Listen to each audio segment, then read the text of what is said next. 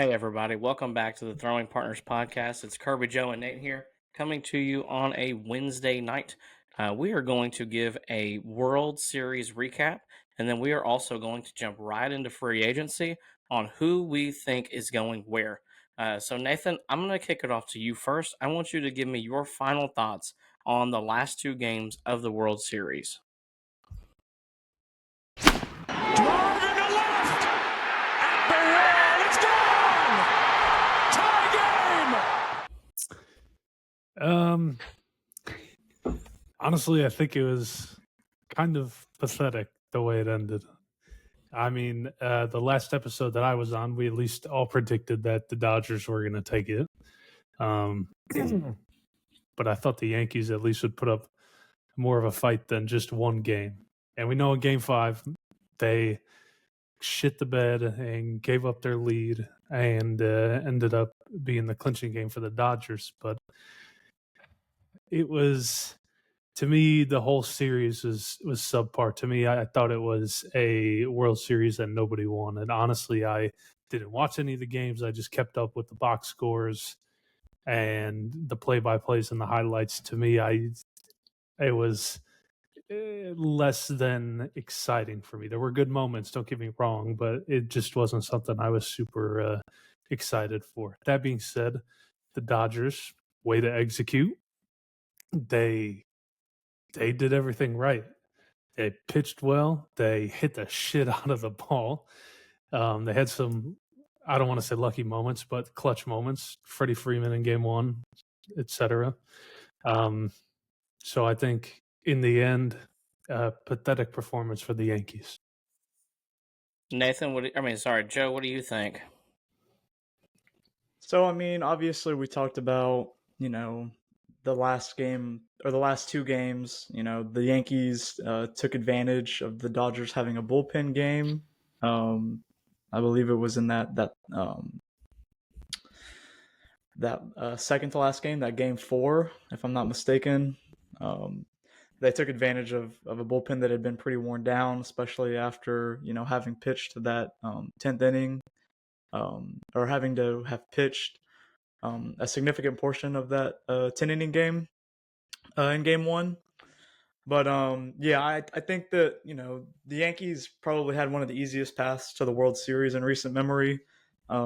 They, like I kept preaching, were AL Central merchants, and they have been since 2012 or 2013, which was the last time they beat a non AL Central team in a postseason series. Now there is 1 year, I believe in 2018, where they beat the A's in a wild card game. But when we're talking about series, the Yankees have not beat a team outside of the AL Central in a postseason series since 2012, I believe. It's either 2012 or 2013. I can't remember at this point, but I mentioned it in one of the other episodes. Which is just wild to me, because that tells me that they have not been able to beat anybody in the AL West or the the AL East when they get matched up. And so, we really highlighted the fact that we did not think that the lineup for the Yankees was not that great. I said that going into the postseason. I thought that it was a two-man team. And that's kind of how it played out in the postseason, except it wasn't the two men I was expecting. It was Juan Soto, who I obviously knew was going to perform, but then it was Giancarlo Stanton. Aaron Judge disappeared like he does every postseason, and yet Yankee fans are still surprised that the Astros were able to beat them in 2017, the Astros were able to beat them in 2019, and the Astros were able to sweep them in 2022. Yankees fans still want to think that, the Astros just fluked their way into each of those wins. But they have been a flawed team for a very long time, and I read right through them. Their offensive numbers were inflated by Aaron Judge absolutely crushing mediocre pitching during the regular season in blowout games, which inflated their numbers. If you weren't looking at, if you weren't actually watching the games, you wouldn't, by the box scores and by the stats just on Baseball Reference, you wouldn't be able to tell that, they were merchants of blowout games when their offense was performing well. But when it came down to October, their offense couldn't perform and their pitching just did not give them enough. And obviously, the Dodgers did a great job of advanced scouting them. They knew their flaws and their weaknesses, and they took advantage of it. They took advantage of poor defensive play from the Yankees, poor base running, which is that's been a thing with the Yankees since 2017. I can tell you that for a fact. I mean, with the defense and the base running specifically, Greg Bird getting thrown out at home, and then Gary Sanchez, not being able to pick a ball at home plate, defensive blunders and base running blunders that led to the Astros winning the series in 2017 that Yankees fans love to complain about. But it was the same advanced scouting that the Dodgers used to dismantle them. I mean, it wasn't even competitive. Shohei Ohtani tore and dislocated his shoulder, and they were still able to, beat the hell out of them even without his presence in their lineup. I mean, he was a nothing burger in the World Series after that happened. And I know what you're going to say. You still have MVP Freddie Freeman and MVP Mookie Betts and a very good Teoscar Hernandez, but I mean, you have MVP Aaron Judge and MVP Giancarlo Stanton that were just not able to get the job done. You have Garrett Cole, who was a Cy Young, that you are paying one of the most lucrative contracts to a pitcher for, not covering first base on an infield hit by Mookie Betts. They read the Yankees like a book, and they absolutely dismantled them in a way that I haven't seen in a very long time from a team in the World Series. I mean, it wasn't a fair fight. It wasn't a fair fight whatsoever. From the first game to the last game, there was only that fourth game where the Dodgers got blown out, and again, it was due to the fact that they had to throw a bullpen game because their pitching staff was battered to hell throughout the entire season. So I think that that was just how it played out, and that's exactly what we predicted. And that's exactly how I thought that the Yankees postseason was going to play out. I just didn't think that they were going to get to the World Series. I also didn't think that they were going to have the easiest path to the World Series in recent history. So they got what they had coming to them, and I think that this offseason is going to be very interesting because I don't know how Steinbrenner and Cashman are going to operate. They always want to make excuses for their shortcomings. They have been since 2017. They did it again in 2019 and then in 2022. And I'm just speaking from experience as an Astros fan. They love to make excuses when they come up short. And they don't like to hold themselves accountable for the flaws from their roster construction or their, overspending and not spending in the right way. So it'll be interesting to see how they operate. I think they have a great chance at Juan Soto, but I think the team that also calls New York their home also has a great chance of signing Juan Soto. I think the Mets have a great opportunity to sign Soto, and I also think they have a brighter future than the Yankees do, because the Yankees have one of the worst ranked farm systems now. They've used all those baby bombers. They've spent them. They weren't good, and they've shedded them. And I think the Mets have a top 10 farm system. So it'll be interesting to see how this offseason plays out. I think that the Mets are overall a better fit for Juan Soto if he wants to win in the long term, because with the Yankees, they're already constrained so much with Cole and Judge that they don't really have that much wiggle room to make any additions. So they'd basically be running back the same squad. And we already know what that looked like in the postseason, especially with Judge absolutely disappearing. So it'll be interesting. Definitely.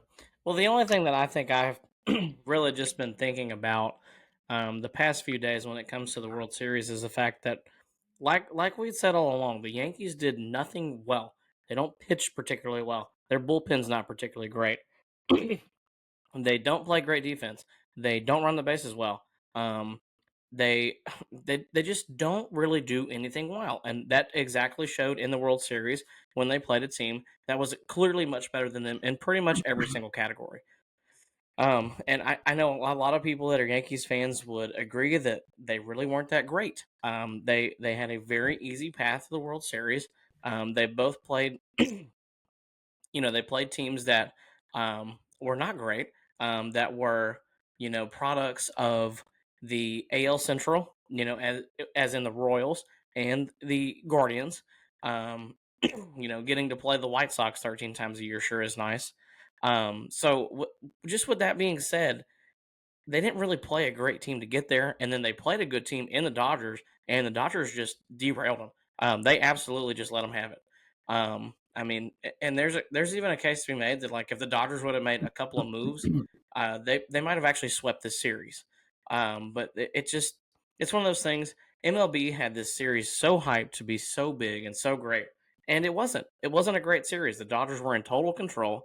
Especially after Game 1, when they hit the walk off grand slam, they were in control. They were in the driver's seat, and they hit the accelerator and they won in 5 games. So, I mean, other than that, I don't know that there was any team, probably just besides the Astros, that would have given them a good shot. But there's other teams that at least did something great. You had the Royals that had a great pitching staff. The Tigers had a great bullpen.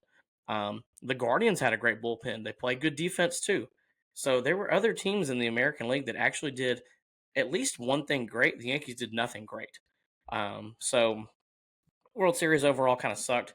But I think the Juan Soto talk is a great segue into our next segment.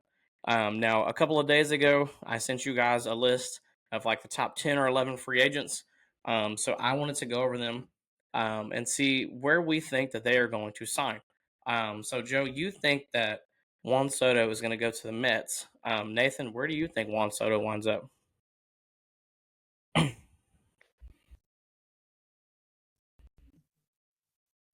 I'm thinking the same thing, to be honest. We talked about the owners thing the last time I was on. Steve Cohen, he likes baseball, loves baseball. And the other thing he likes to do, spend freaking money. That boy emptied his pockets out to keep Lindor. And, even the other signings, Scherzer, Verlander, some of those other guys, he just empties the pockets out for. So I think the other side of New York is the place that he should go because number one, they're going to love him and he's going to get paid. I think that's two things that he wants. He wants to go somewhere where he's going to be loved, play important baseball, and get money. So I think he will end up with the Mets too. Well, I can't say that I disagree with you because Steve Cohen has been known to just open up that wall and say, "Here you go, here's your money." I think, however, that the Yankees don't really have a choice. I think that they have to bring Juan Soto back, even if they overpay the Mets by 50 to 100 million, whatever it is. I don't think they have a choice because without bringing Soto back, they're a 500 team at best next year. Because once again, they don't do anything well. So I really think that he probably ends up back as a Yankee. I think in the back of his mind, he also realizes too, it's like, even though the Yankees are a mediocre team in a lot of areas, the fact that they are willing to go out and do something every single offseason and every single trade deadline to try and get better, or at least stay competitive, means a lot to him. Now, if I'm Juan Soto, do I pick the Mets or the Yankees? No, I don't. I would go to LA. I would go to Atlanta. I would go to Philly. I would go to Houston. I would go somewhere else that has a better front office and that makes better decisions, especially for the future. But with that being said, who did the Mets pry from the Brewers? The GM. I can't remember his name. Anyway, the Mets front office is looking a lot better. Does Steve Cohen allow that front office to go out and spend the money on Soto? Maybe. He's a generational player. He's 26 years old. Sign him for 12 years, 13 years. Let him finish out his career there. If he's a DH by the time he's 31, 32, who cares? He's going to be the best DH in the league. It doesn't matter. So I think ultimately he goes to the Yankees, but I would not be surprised to see the Mets. Joe, do you have any last thoughts on Soto? Obviously, I've talked about this before. It's an absolute pipe dream, but I still think that, Juan Soto to the Astros would be a match made in heaven for Jim Crane. It is everything that he has always talked about with concerns to spending big money on a free agent. Soto is still young. He will still be, he'll be towards the end of his prime, when that contract comes to an end, but you can pay him for 10 years and have him only be 35 instead of 39 or 40 at the end of those 10 years. he hits historically well at Minute Maid Park and inside the AL West. And you know that he is going to show up in the postseason, which the Astros have struggled to do offensively over the last 2 years. And you've seen what he can do at Minute Maid Park in the postseason. You've seen what kind of energy he brings. He's a leader. He's a vocal leader. He brings that energy that I think the Astros kind of miss from Carlos Correa. But I also think that the Astros have other priorities, with re-signing Alex Bregman and potentially going out and getting a cheaper left fielder so that they have more room to get a reliever or a starting pitcher or maybe even a first baseman. Like I said, if Jim Crane really says, if Jim Crane really meant what he said when he said that the window would never close, while he's This the would be a owner, great way to I do think it. that exactly. I think it would be a great way. You still have 1 year of Kyle Tucker, so you play Soto, Tucker, and then you just piecemeal it together with Chaz and Myers in center field. You run it back. You try to get Bregman, and you run it back with the pitching staff that you currently have, which I think that there could still be some improvements made. I don't think the pitching staff. I think the pitching staff is probably the best, in the best shape of any of the Astros positions right now. But I think that it could use some improvements, obviously. But the pitching is not what failed them this season. It was absolutely the offense and the lack of ability to be consistent and score runs at home, especially in the postseason. I think it'll be fascinating. Like I said, it's obviously a pipe dream, but the Astros have been contenders. They check all of the boxes that Juan Soto would want, outside of the fact that the owner isn't going to spend money. So Definitely, I agree. All right, next one on the list is Corbin Burns. Nathan, what are you thinking about Burns? So I'll give a couple picks here. I'm going to do my biased pick and then my unbiased pick.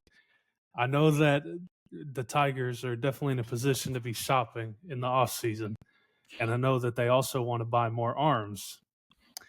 And I don't think that they really want to go after Snell, because is it a bad thing to have two big lefties on your rotation? No, but I think they would rather prefer a right-handed veteran. So I think the Tigers will make a shot at him, and then also bless you. What we were talking about before we started, I really think the O's. I don't think the Red Sox or whomever else that these experts are saying really have a shot better than the O's. I mean, they're already there. They're young. While they play like shit in the postseason, they're still good enough to be back in that spot. And who knows, another year of experience might do well for that whole squad. So I don't understand why the O's wouldn't be maybe his best shot in this. Definitely. Nathan, what do you think? Yeah, Joe, what do you think? yeah. So My bad. No, Joe, it's what do you okay. think?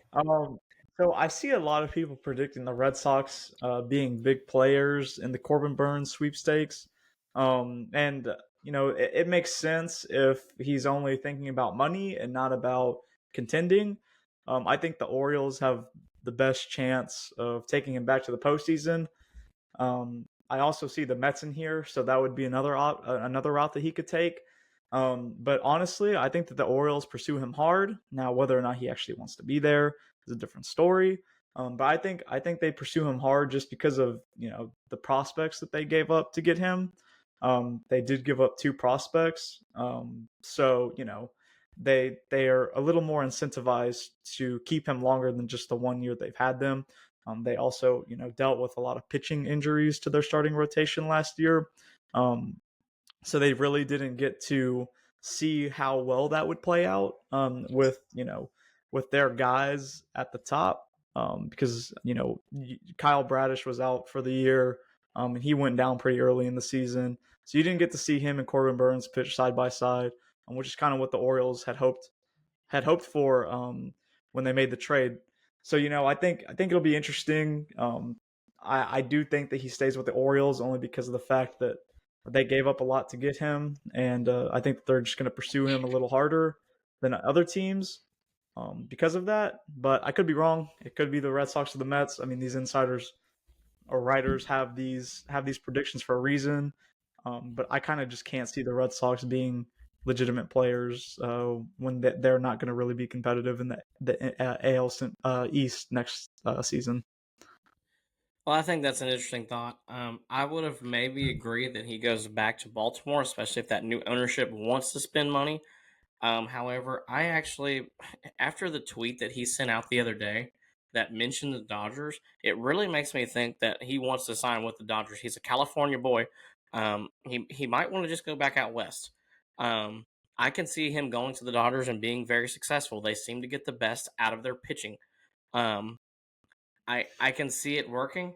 I can see them, tweaking him a little bit, and then all of a sudden he's back to Cy Young caliber. We've seen his strikeout numbers go down lately, the past couple of years, but I can see the Dodgers really tweaking him and really getting his numbers right back to where they were. And to pair him with Yamamoto and what's going to be Shohei next year and Glass now. That is an outstanding rotation. That squad right there, if they could stay healthy, they could win 110 games easily. Especially obviously with their offense too.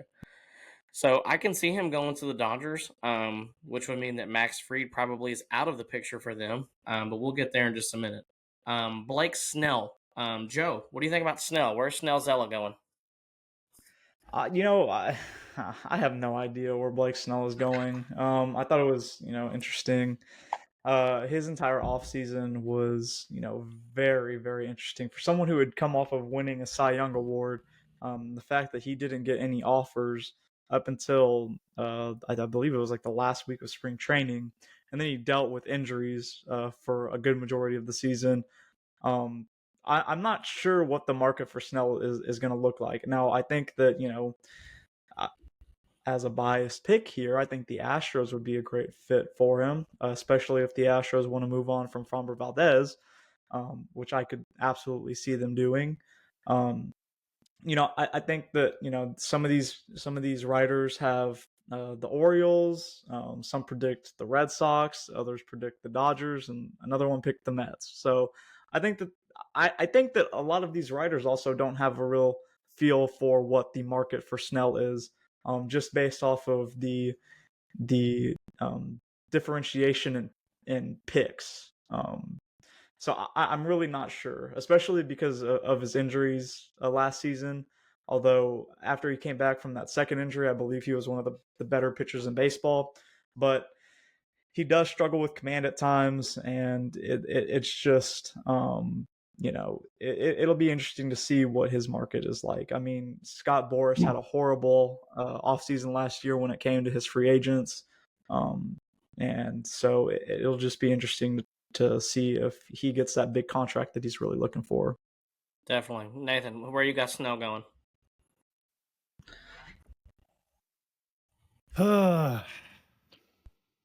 It's a tough one. I agree. It's kind of gray. There's not a lot of indication on what his market is.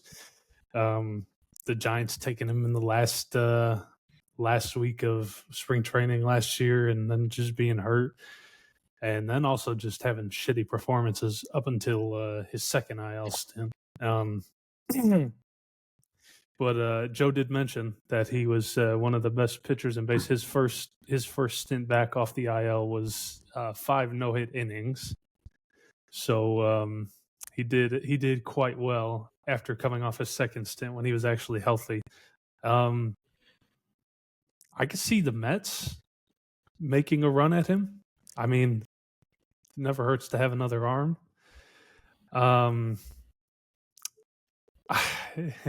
This one I have kind of as a very dark sleeper. The Cubs. The Cubs, as of I think today, just lost Kyle Hendricks, and they're in a mode to win.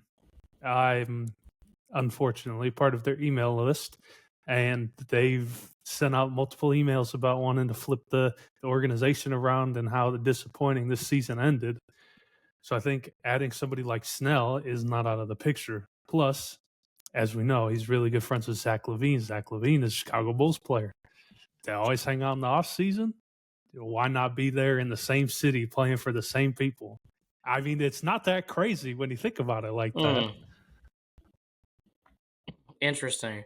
Well, I was thinking about Snell, and Snell's a West Coast boy as well. I That's can true. actually, in every offseason, there's one team out in the West that always wants to make a big free agent acquisition, and typically it turns out terribly for them, and that is the Angels. It would not surprise me if Snell signs with the Angels for like 6 at 160, because that would be a move that the Angels would make, and he would go out there and have like a good season and a half, and that would be it. He'll be hurt, he'll suck, he'll be DFA'd, something like that. Because that's how everything goes for the Angels. They sign a big free agent, they suck, they're hurt, they're not good, they get into drugs, whatever. So yeah, that's just how Holy it goes for shit. them. So it's just that's how the Angels go. That's what happens to them. Um, I hate saying that, but they haven't had a good free agent like acquisition actually work out for them, and that's horrible to say. But look at their track record, and it really has nothing to do with their front office, but that's just literally what happens to them. They've got some of the Anthony worst free agent Rendon. luck I've ever seen. So I'm gonna go with the Angels for Snell. Next on the list, Bregman. Joe, take it away. I mean, this is going to be an obvious one. I think he's staying with the Astros. I think Dana Brown has made it clear that is his number one priority this offseason, is keeping Bregman because unlike Martin Maldonado, he does actually have intangibles that translate to play on the field. Everybody loved to make that excuse for Martin Maldonado, but it never translated into actual wins. With Bregman, it does. You could see how he commanded the pitching staff, how he was able to get with those guys and kind of dissect their thinking and then kind of inform them on what a major league hitter is thinking when they go up to the plate. And once he did that, it basically changed the course of the Astros season and the better. And that also coincided with the fact that he started playing well offensively, too. The Astros started winning when he started hitting well. And I don't think that's a coincidence. He is now a Gold Glover, which is going to make him a little more expensive. But he's always played Gold Glove caliber defense, so I don't really think that's going to boost his value too much. But now it's just official that he is a Gold Glove player. As I mentioned, Dana Brown recently came out and said that this was the Astros' biggest priority. I think it'll be interesting to see how his free agency goes, because I think that he could be a very good fit for a lot of contenders. But I'm just not too sure how much he wants to leave the Astros. And I know that we've had 3 big free agents leave us in the last 4 or 5 years with Correa, Springer, Cole, all leaving us in free agency. And for at least Correa, you thought he was going to stay because of his loyalty to the organization. It turns out that the Astros really did not value him that way as a leader, but I think that they do value Alex Bregman that way. Now, he did have an off-season surgery. Those gremlins that he had been dealing with in his arm were removed. He had a bone chip that was removed successfully, and he will be ready for spring training. But, it'll be interesting to see what his market is like. Some people are saying that the Blue Jays are in play, and then the Mariners, which I think would be 2 very interesting teams to pursue him. But I think the main player in this is the Astros, and they've got to be willing to play ball and meet him at a fair price and not disrespect him, because I feel like if they did, he would take a deal somewhere else. Now, like I said, he brings a lot, but I'm just not sure who's offering for him. He is, I believe, 31 now, if I'm not mistaken. So he is a little bit older. to be getting a contract at this point in time. He's 30 years old. So it'll be interesting to see how teams handle that. They're predicting 7 years for 182. I think that's pretty doable for the Astros. They've just, like I said, got to be willing to play ball with them. So it's all dependent on that. Nathan, what do you think about Bregman? Where's he going? I think there's two realistic scenarios. I think realistically the Astros will make a run to get him back, and that's evident by the players, the fans, everything down here. You don't go anywhere without somebody saying like they need to make a run of re-signing Alex Bregman. But I do think the other team, and now that we've started mentioning it, that could use him is Seattle. I mean, look at this here. They had Josh Rojas and Luis Urias playing the hot corner. Bregman adding that gold glove is definitely going to make him a lot more attractive, especially to a team like this, which, I mean, to be honest, like they were pretty subpar on offense in the second half of the year, but their pen, their rotation, they were on par. There's nothing there that is concerning to me. They could have been ready to win if they had an offense that got it together. They could have been in the postseason in the Tigers spot, in which they nearly were. So I really think realistically it's those two spots. I mean, if the Astros make a good enough offer, he's definitely staying. But I think the Mariners are going to be chasing him too. Now, Joe did also mention a good point. He's got other connections out there in the AL East and in the AL Central already. In the East, the Blue Jays, they have Springer. I mean, they got Vlad at first base. Yeah, I don't think they really have anybody that's notable playing third. I might be missing someone. Please correct me if I'm wrong. I don't think so. I think it would be a good replacement there at third. And then who says he doesn't go team up on the Tigers with AJ Hinch? There's a connection there. I'm not saying it's realistic, but who says that it's not there? It could happen. He wants the connection back. He knows AJ. Hopefully he likes AJ. I think realistically it's the M's and the Astros, but it wouldn't surprise me if there were those four teams in the running for him. I think you guys are onto something. I think it's one of those three teams for sure. I think it's one of those things also too that Houston doesn't really have a choice. If they want this window to stay open, they're going to have to bring him back. They don't have any replacements down in the farm. There's really not any replacements on the free agent market unless they're going to sign Adames and move him to third, which that's not going to happen. But I do think that Eugenio Suarez would. I don't think he would be a great fit for the offense. I think he would add some power that Bregman has significantly lacked since 2019. But he also adds a lot of swing and miss, which Bregman also doesn't do very much. So they're kind of like, and he also just does not play nearly the par defense that Bregman does. They're kind of polar opposite players in almost every form and fashion of their game. So I think it would be really jarring for Astros fans to see someone that is a complete opposite of Alex Bregman take over at third base. I don't think that Zach DeCinzo is a good fit for the team. I mean, we saw him and Shea Whitcomb in limited playing time at third base while Bregman was dealing with his elbow issues over the remainder of the last 3 months of the season. But I don't think that there is an internal solution to this, and I think the Astros just need to confront the hole head on and just bite the bullet and re-sign him. I mean, they haven't re-signed one of their superstars, since this run started. Mm-hmm. I think it's time for Jim Crane to open the pocketbook. They've extended Altuve, they've extended Jordan, but they haven't let someone get to free agency and then sign them while they're in that process. So I think that Bregman is the guy to do it because he does bring that leadership.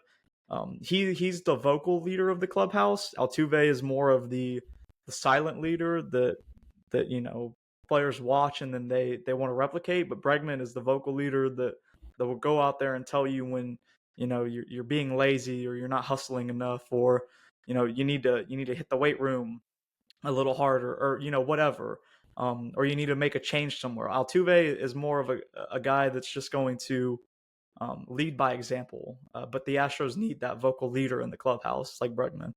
And so I think that is crucial when they make that decision, whether or not to re-sign him and give him a good offer. Well, we talked about one former Astro. Let's talk about one former Brave, and that is Max Fried. I'm going to give you my opinion on Max Fried before I ask y'all to share.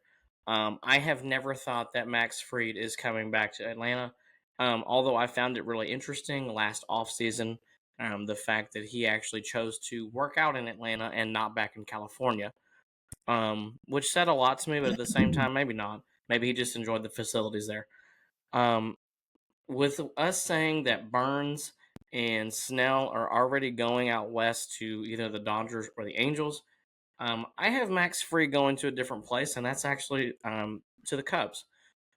His best friend is Dansby Swanson. They want to spend money. They want to contend. And it would not surprise me if they opened up the checkbook for Max Fried. I can easily see him getting that Aaron Nola deal at 7 for 172, or the Rodon, 6 at 162. It wouldn't surprise me if he got 6 at 155, 7 at 160. None of those would really surprise me. Nathan, what do you think about Fried? Where is Max Fried going to end up? I think you knocked it on the head for me too. I have two teams. I have the Cubs, and I also think he may make a run at the Dodgers. Of course, that's pending on what else goes down. I mean, does he make the move first? Does he wait? Because I think Snell's going to play the freaking waiting game again. He's just going to wait till the rest of the field is set and see what everyone else does. I don't think he's burning to make a deal so quickly. But I agree. I think it kind of same deal as Snell. They're looking for arms, and they want to go out and spend. I mean, Hendricks is gone, so they don't really have much headlining their rotation anymore. And yeah, Max being very good friends with Dansby Swanson is going to help. Mm-hmm. And I think Cubs or Dodgers, depending on who, what other pitchers, what other free agents make their moves first. Definitely. Joe, what about you? Where's Max Fried end up? I think the Cubs are going to be big players in Max Fried's market. I see someone else saying that the Giants would be, kind of a top player in their, offseason target list, which I think is interesting because the Giants have consistently tried to spend money over the last two off seasons. They tried to get Carlos Correa when he was a free agent for, I think, the second time. And then they also tried to sign Arson Judge. So, I think that they might finally get, a top free agent, although he's not the caliber of player that either Correa or Judge are. But I think he'd, make a great addition to their pitching staff, although they're not really competitive. So they might just be signing him to then later flip at the deadline. It'll be really interesting to see how this pitching market shapes up as compared to last year, when the pitching market did not move at all until a week before the season started.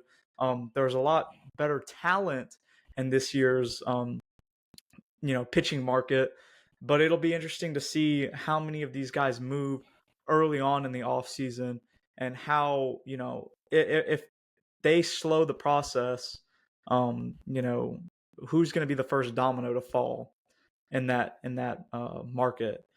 Because I think, I'm not sure who is going to be that first domino this off season. And I don't know who's going to be that clog.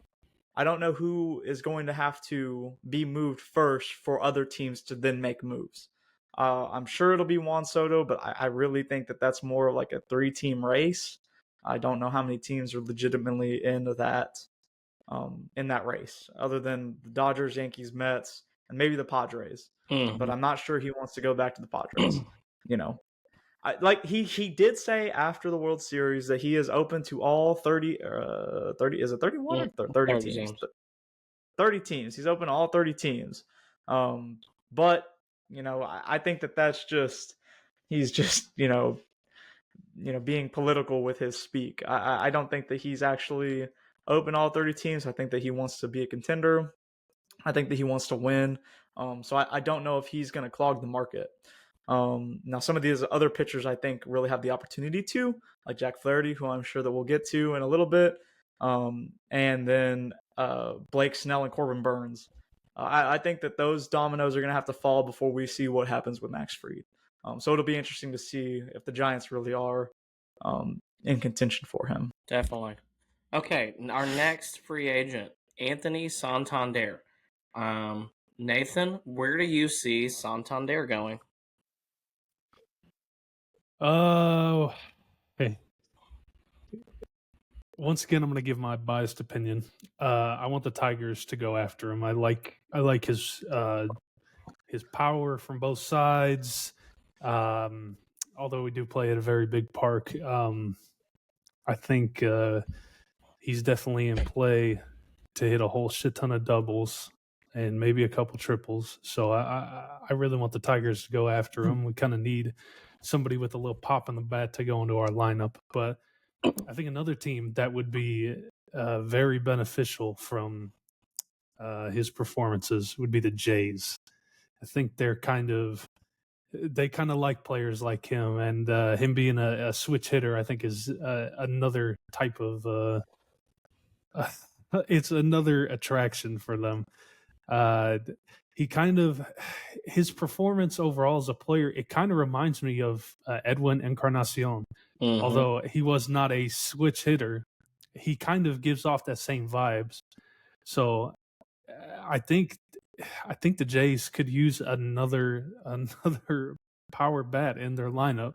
I mean, Vlad had a decent year. It was not some of the power years that he's had in the past, but I think they're just missing another big piece in there. And while Santander, he did have I don't want to say it was a subpar, but it was an underwhelming season at the plate. Besides the home runs, besides extra base hits, I mean, he hit 235 at the plate. I mean, he had a very nice OPS. He was 814 OPS. That's above league average. It's pretty decent, but I think he just needs to work on getting the ball and play more. He didn't have, honestly, a crap ton of strikeouts, 125 on the year. So I think the Jays would be a good spot for him, realistically, besides the Tigers.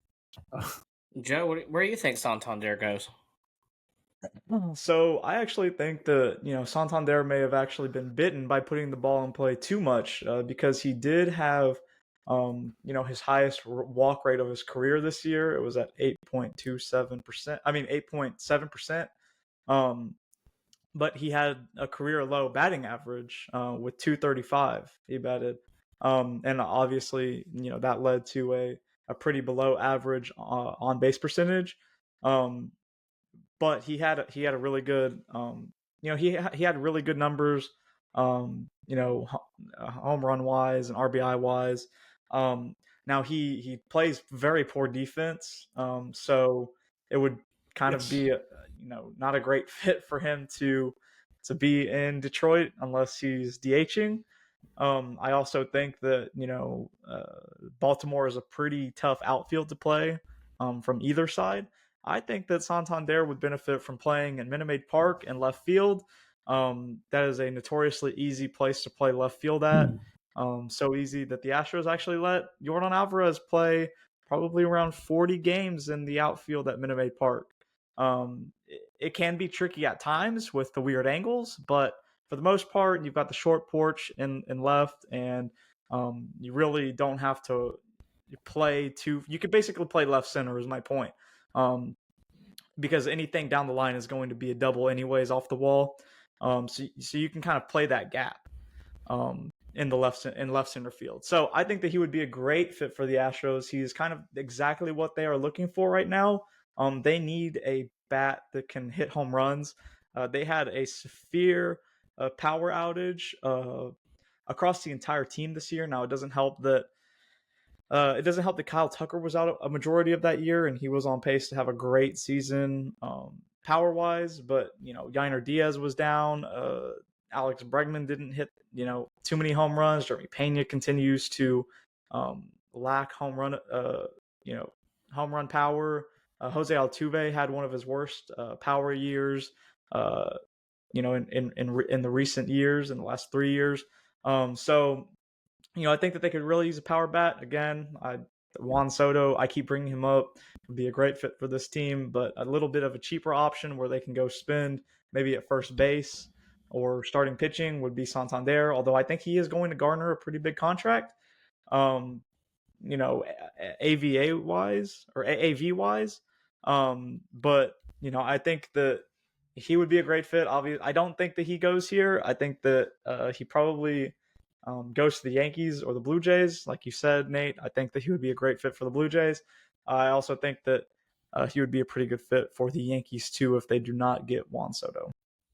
Well, I think those are great takes on that for sure.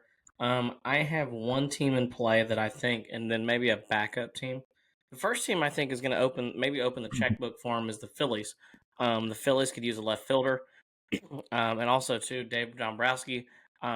Basically will leave no stone unturned, and he will pay people. He is not afraid to do that. Not to mention too, 2025 is the last year for Kyle Schwarber on that deal, which means that essentially Santander could slide into that DH role after Schwarber is gone if he decides to move on in free agency. I saw somebody actually in Braves country the other day that suggested that they go sign Santander to play left field, and he plays there for 1 year, and then after Marcelo Zuna is gone, then he slides into the DH role, which I wouldn't really be opposed to. I think he would play a really nice left-handed DH, or I guess maybe switch hitting DH in at Truist.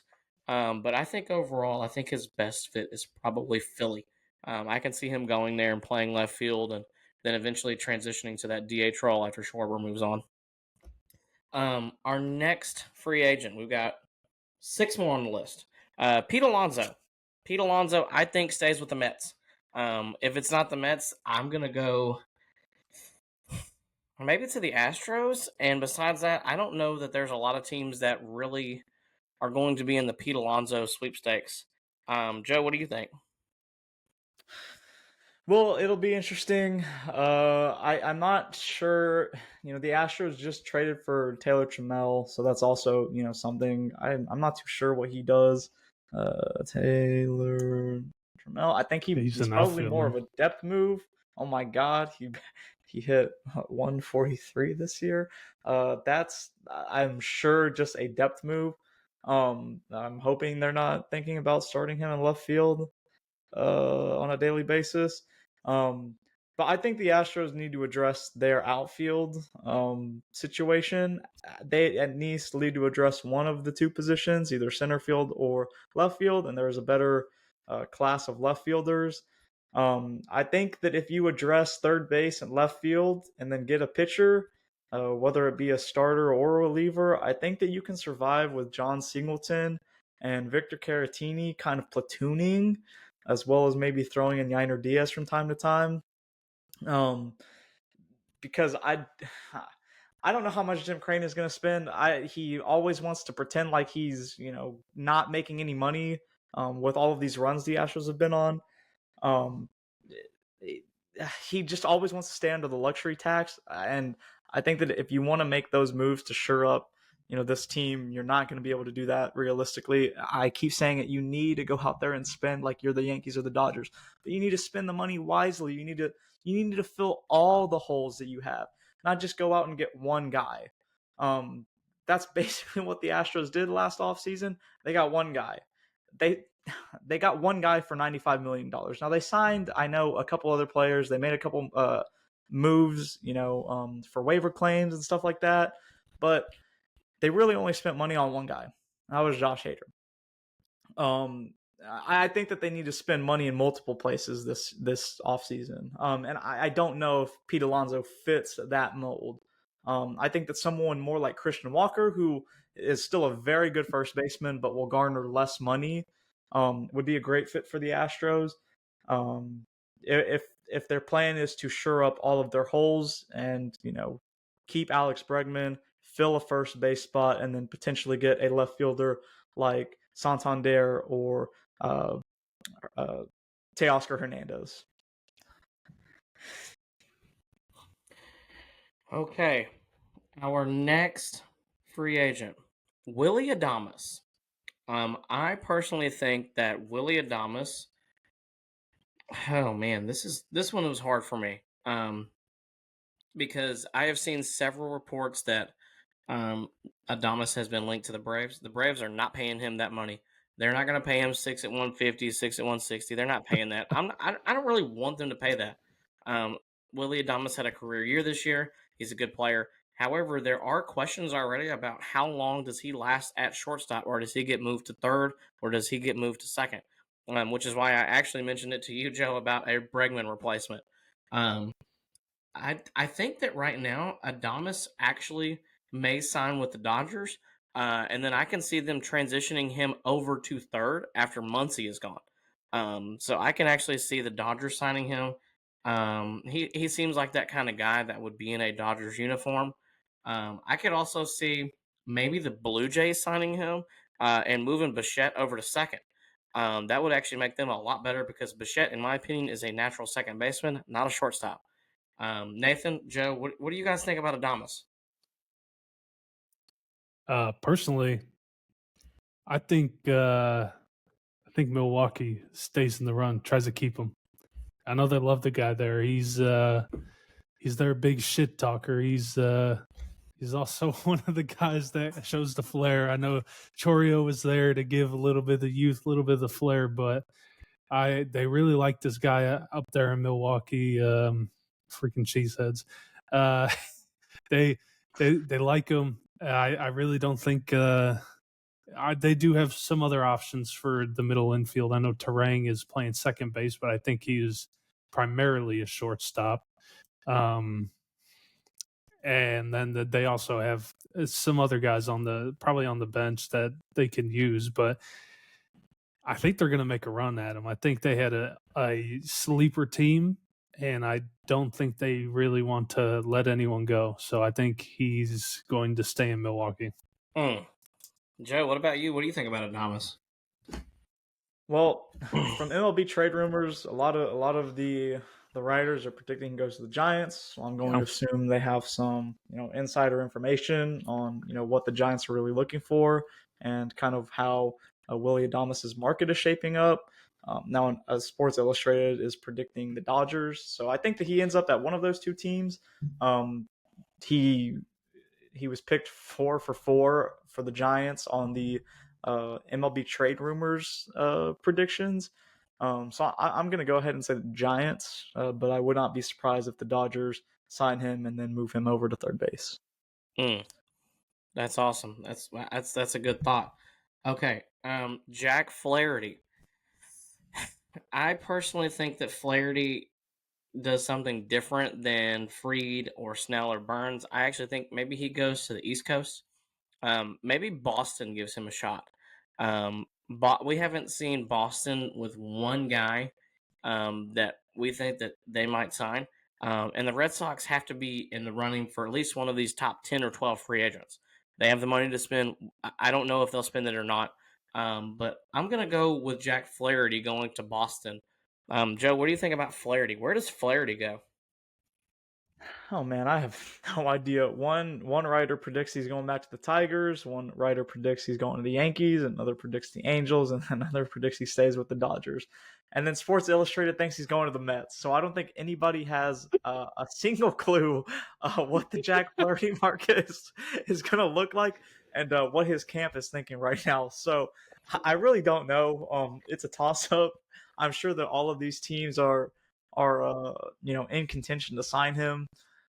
But I have no idea. I'm gonna take the safe pick and say that he stays with the Dodgers. He was really excited to get traded there, as he is from the West Coast and from LA. And I think that he might take a bit of a hometown discount. Um, eh, the Dodgers payroll would be insane. I think he would be pushing over $400 million. Probably closer to five if they get some of these other guys.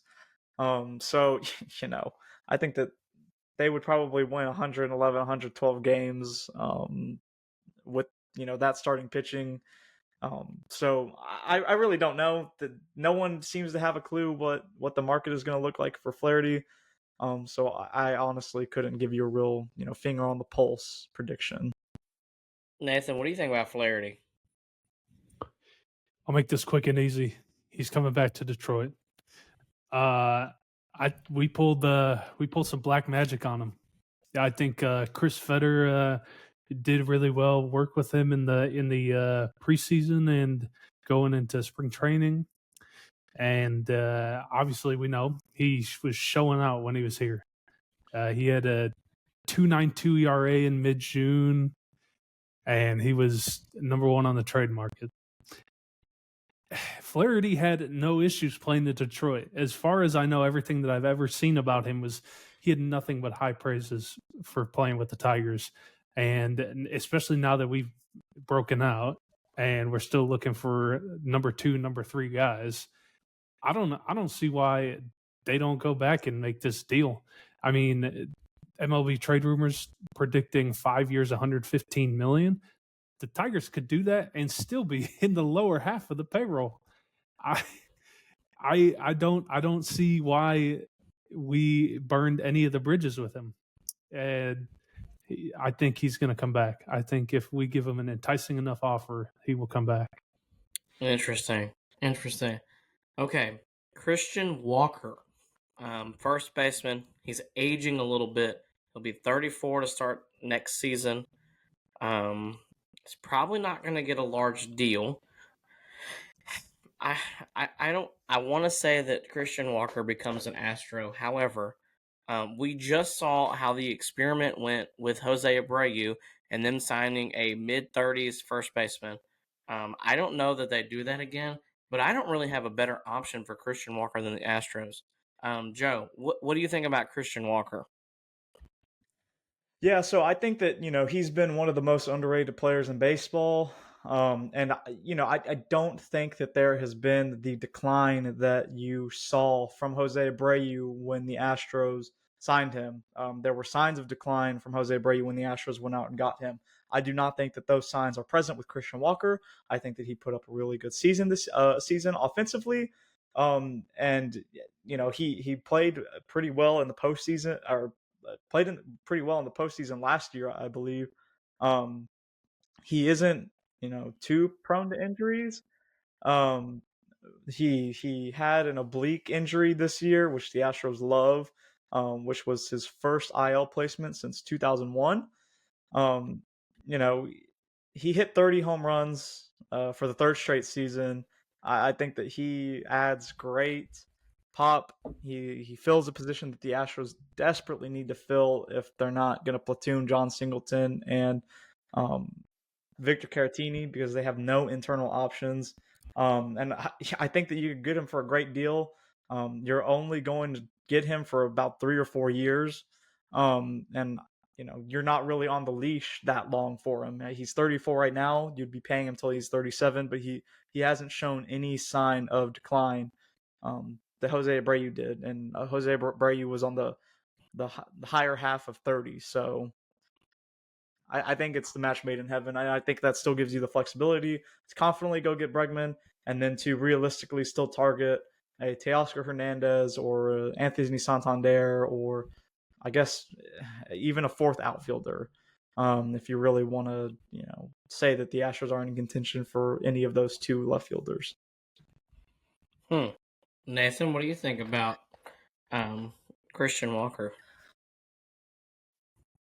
I think Houston is the spot.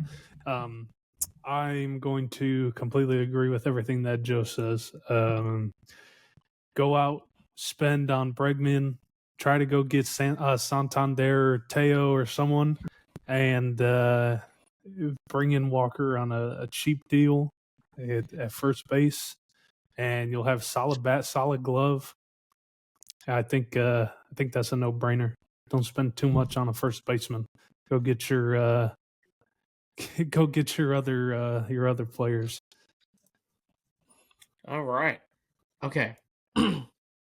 We've got Teoscar Hernandez next. Teoscar Hernandez played with the Dodgers, had a great year. He's played in a couple different places.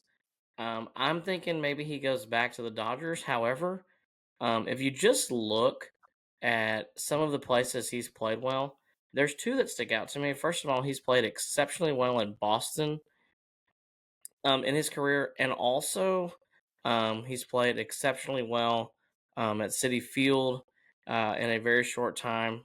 I think all three of those could actually be in play. Joe, is this a target for the Astros? What do you think about Teoscar?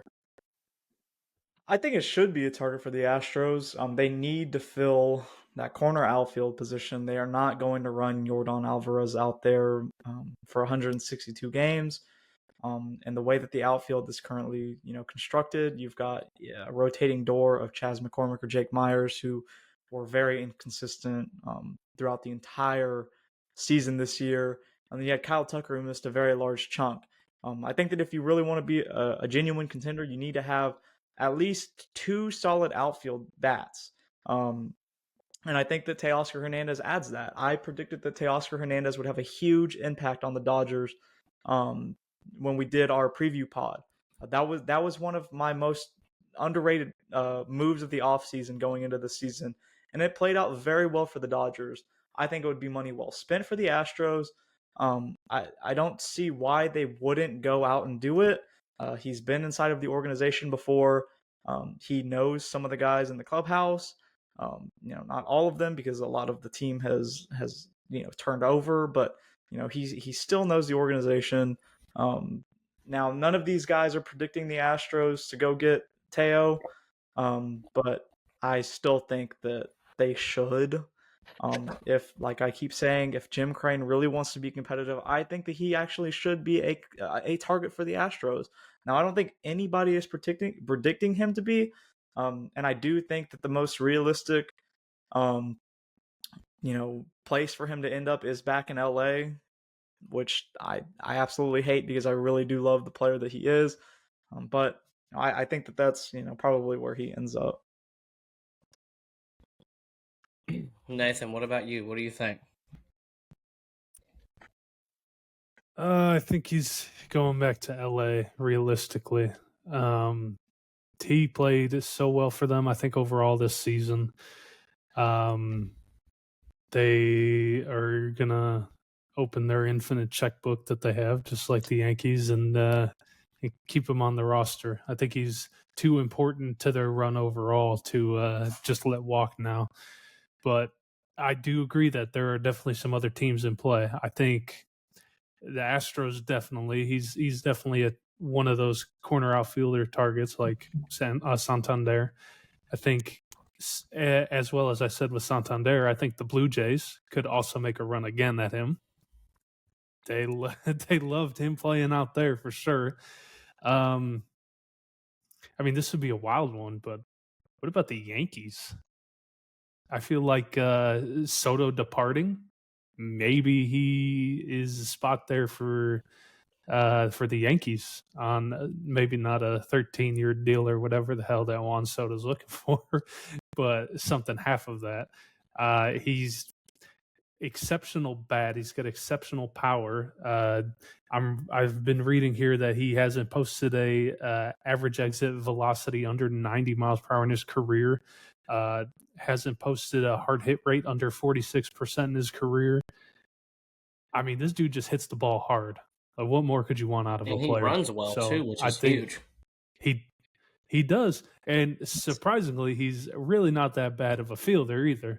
So I think he's too valuable for LA to let go. I think they realistically re-sign him, but if they let him walk, there's, I think, 3 major teams out there. Okay, our last one for the night. Ha-Seong Kim is coming off a shoulder injury, but there are several teams in the mix. If there's one guy on this list that I think the Braves should go after, if the price is right, I think it's Ha-Seong Kim. I like what he brings to the table for them. He brings a great on-base percentage for them. He brings great defense. He also brings great speed. They don't have great speed. They don't have um, they don't have a shortstop right now that gets on base at a great clip. He would improve their game very much so in that category. Not to mention too, if after these next couple of years, if they decide to move on from Ozzy Albies, Ha-Seong Kim can slide over to second base, and he's also an elite second baseman.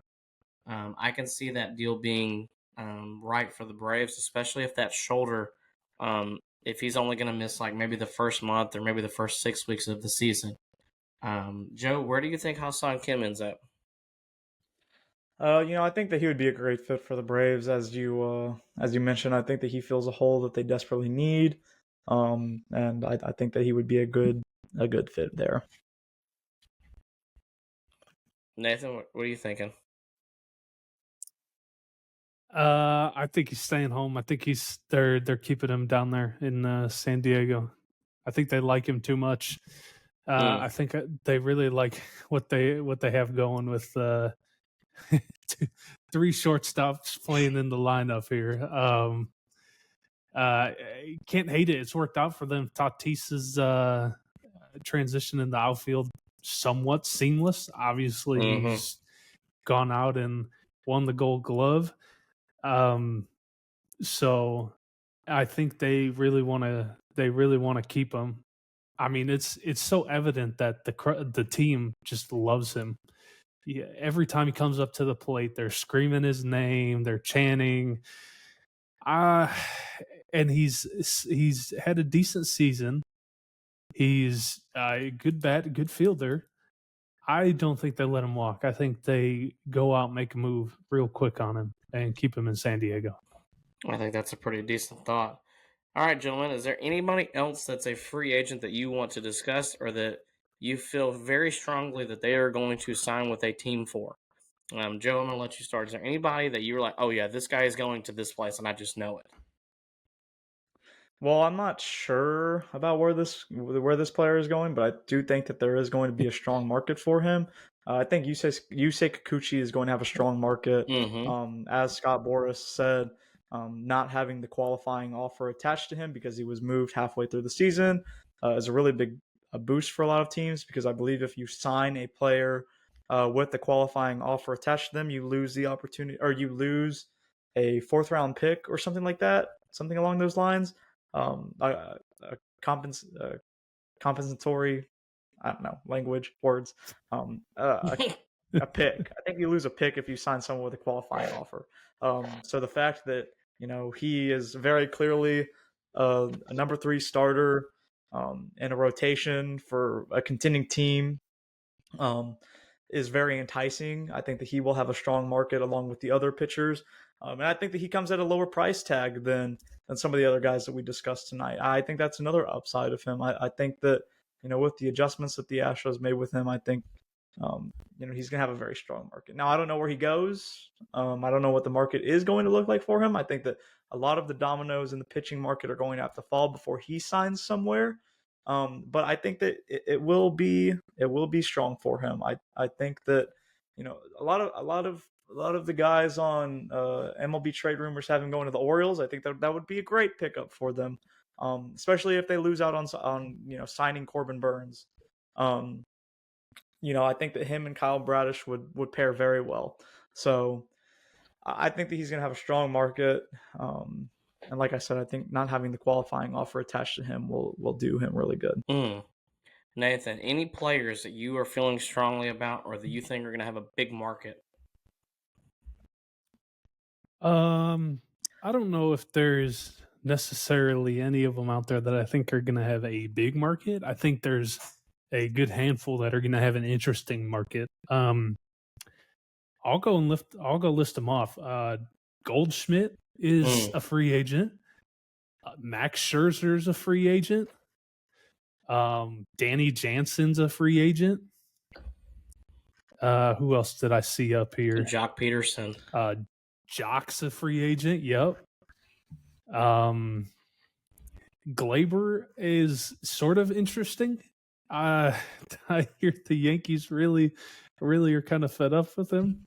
Jurickson Profar is one that stood out to me. I think that's very interesting that if the Padres let him go, I think he could have an interesting market. Luis Severino, he's also a free agent. He actually was kind of okay for the Mets. He was hurt, but he was kind of okay. Who else? Sean Manaea. Someone that you didn't name. I don't mean Sean to cut you Manaea, off. yep. But Justin Verlander is also on the market. True. And Dana Brown came out and said that they would be interested in re-signing him, obviously, for a very short-term and low deal, which I don't think would be a mistake. I think that you kind of need pitching depth for the Astros with how the season ended up playing out. You had a whole starting rotation end up on the IL. I think you really need a veteran innings eater. He looked good his last start. Now I know that was against the Guardians. The Guardians already secured their postseason spot. So I don't know how much effort they were really giving against Verlander, but he did look healthy for probably the first time since he got that first neck injury. So I don't think that would be a bad flyer. Again, I think that he would have to take probably close to a league minimum deal. And he would just have to be okay with it because he's not that ace pitcher anymore. He's not that $35 million pitcher that the Mets signed him for, I believe. So, all right, everybody. Well, I think that wraps up the show for the evening. Thank you guys for listening. If you have not already, please like, share, and subscribe to our YouTube channel. I know I said this the last time that we talked, but Joe created some reels for our Instagram and some shorts for our YouTube, and they did really well. So I love seeing the views going up. I love seeing our subscribers going up. So thank you for the support there. Also, remember, too, we are on Apple Podcasts if you'd like to listen. Leaving us a 5-star review really helps the show because that helps bring us to the top in the sports category. So thank you, everybody, for the support. We appreciate it, and we will talk to you next week.